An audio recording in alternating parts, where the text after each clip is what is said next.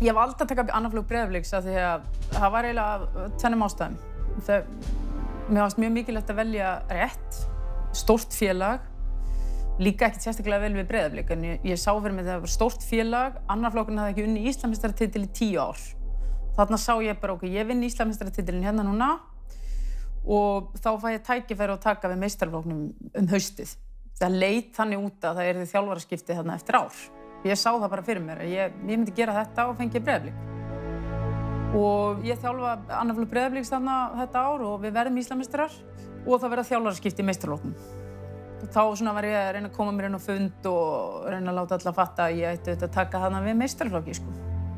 Og ég fékk ekki meistaraflokki. Þá kom bara þetta óvænta símtal frá Val. Og þetta er náttúrulega bara liðið mitt.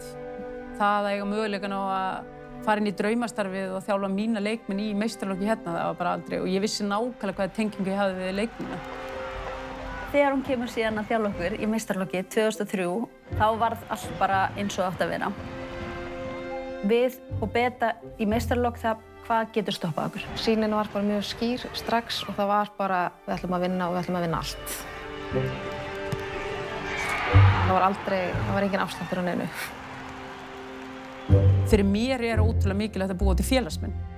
Það er að sæna inn leikmenn sem ætla sér að vera þarna lengi. Mér finnst mikilvægt að láta leikmennina skilja það strax að félagi gera ótrúlega mikið fyrir þig en þú verður að gefa jafn mikið tilbaka. Beta er ekki bara frábær þjálfari. Hún er bara einn mesti og besti markaðsfræðingur sem ég veit um. Hún er rosalega ákveðin og með alveg svakalega bein markmið. Og svo finnur hún leið til að svo komast að markmiðinu. Og hún er örugglega einn besti sölumæður sem ég var minn hitt.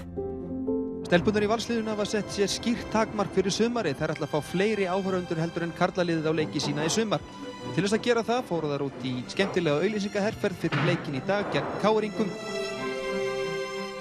Og þetta kemur allt úr hausnum á Betu, sko. Ekki láta hana að ljúga neinu öðru að þér. Og hún náði öllum í þetta, líka eldri leikmönnum, sko. Ekki bara okkur litlu vitleysingunum sem að gerðum og sögðum bara allt sem hún sagði.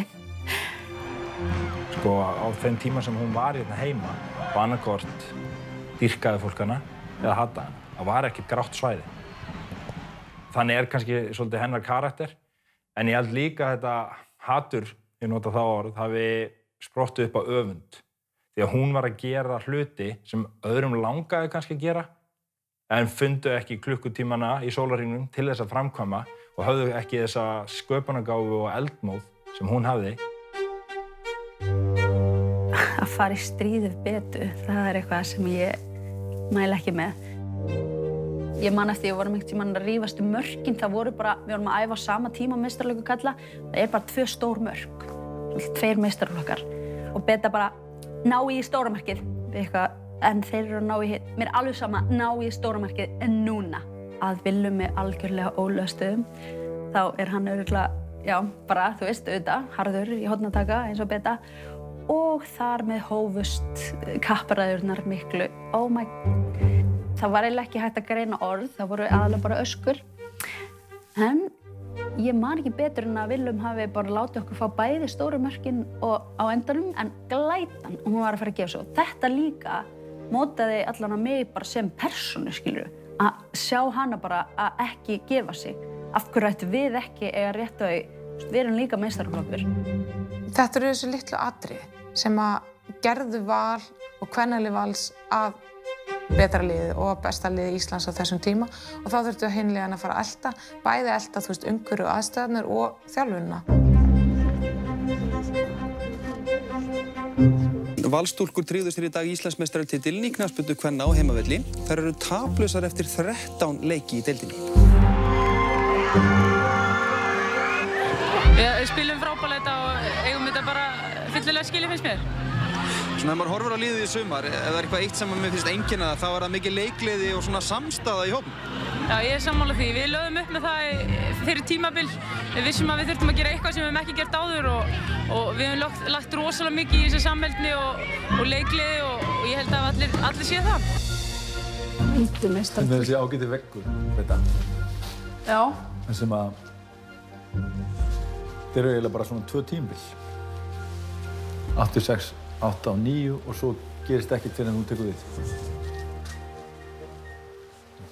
Já, þetta verður svolítið skýrt þegar maður sér þetta svona. Hún seldi mér á sínu tíma að koma yfir í Val og við varum að spila center. Hún sest á móti mér og hún segir: "Þú ert hræðilegur center, getur ekki skorað fyrir lífið þitt, en ég skal gera það besta hægri bakverði á Íslandi." Og ég leit á pabba og ég sagði: "Af hverju ekki?" Hún seldi mér það að koma mér inn í landsliðið árið eftir, 2007. Gekk það eftir? Fórst til landsliðið 2007? Það gekk eftir. 2007 spilaði ég fyrsta landsleikinn minn.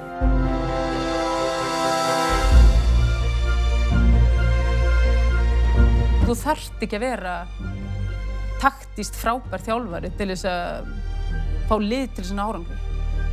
Þú þarft ekki að vera með 11 bestu leikmennina á vellinum til þess að ná árangri heldur. Ég held bara þessi þáttur með samheldnina og þetta að fá fólk til þess að geta horft í augun á hverjum öðrum og vilja gefa næsta mann eitthvað allt. Ekki eitthvað, þetta er bara allt. Og vilja vinna fyrir hvern annan. Þetta er bara vanmetið. Þetta er það sem bara drífur mig áfram á hverjum degi í mínu starfi. Það er að bara, þetta er eitthvað í augunum, sko. Þú sér þetta bara. Þegar þetta er þarna. Þú finnur þetta bara. En það þarf að vinna alveg ótrúlega mikið í að skapa þetta og halda þessu við. Ég held að hápunkturinn sé 2006 þegar við vinnum 2-falt og náum bara alveg ótrúlegum árangri í Evrópukeppninni. Það var bara ákveðin samheldni í gangi sem var bara eiginlega óraunveruleg, sko. Og bara, þetta var geggjaður hópur á öllu leyti. Við fórum í margar ferðir, allt frá því að við ætlum að undirbúa okkur fyrir Evrópukeppnina og fórum til Svíþjóðar veturinn og síðan vinnum við náttúrulega bara hvern einasta leik allt árið og fögnum held ég hverju einasta marki á okkur sérstakann hátt. Já, við ákvaðum bara fyrir tímabilið að Beta sagði náttúrulega bara að það væri bara fáránlegt að fagna ekki mörkum og við sem lið ákvaðum að búa til fögn fyrir hvern leik. Gerðum alltaf 3 fögn fyrir hvern leik og við fögnuðum hverju einasta marki. Þetta var náttúrulega frægt. Við vöktum rosa athygli, við vorum náttúrulega ógeðslega pirrandi lið, ég get ímyndað mér það. En það er líka geðveikt að vera ógeðslega pirrandi og vera íslenskt. Þessu marki á hætti húsins. Þetta var bara lífið hennar. Hún er bara alla leið eða ekkert. Hún er bara þannig týpa í öllu sem hún gerir.